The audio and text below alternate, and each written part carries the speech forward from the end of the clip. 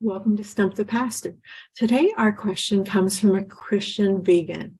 They ask, how can we build small churches or Bible groups for faith-based vegans? Pastor Frank? Well, the answer is really with a lot of patience.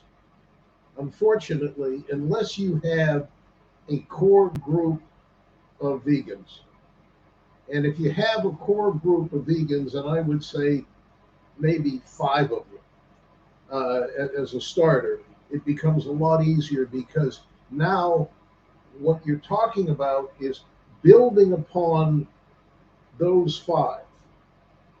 And you can start a home church where you start to bring people in until it gets big enough to support, an actual church building.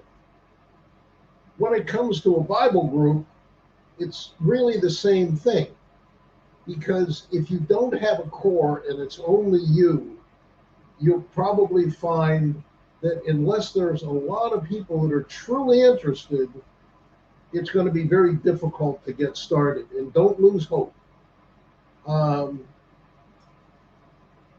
main thing you want to do is talk about compassion and empathy and bringing in the fact that God bases his whole understanding of the way Christians should be upon unconditional love.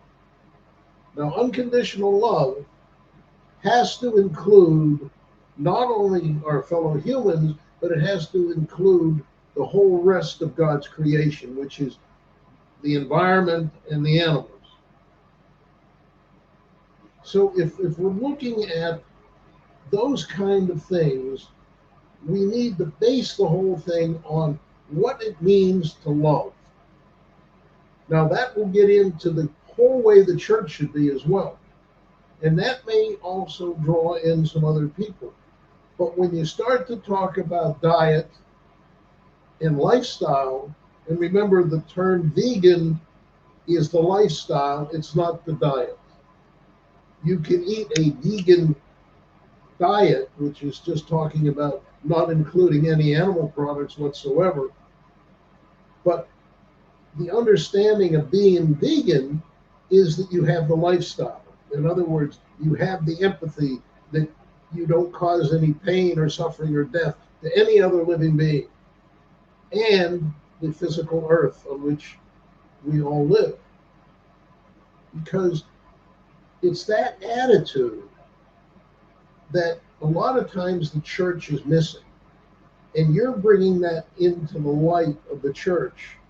And if you base it on what Jesus wants us to do in unconditional love, it's not going to turn off the pastor or the other leaders of the church to the point that they don't want you to do it anymore.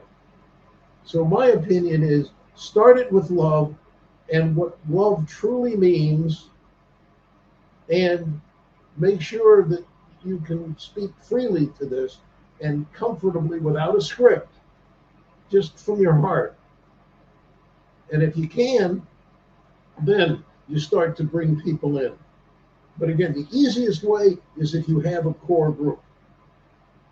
And even in starting it, it is do the one-on-one until you can get a group of people that really want to do it. And I would say even if you had 5, that's a good starting point, including you. Amen.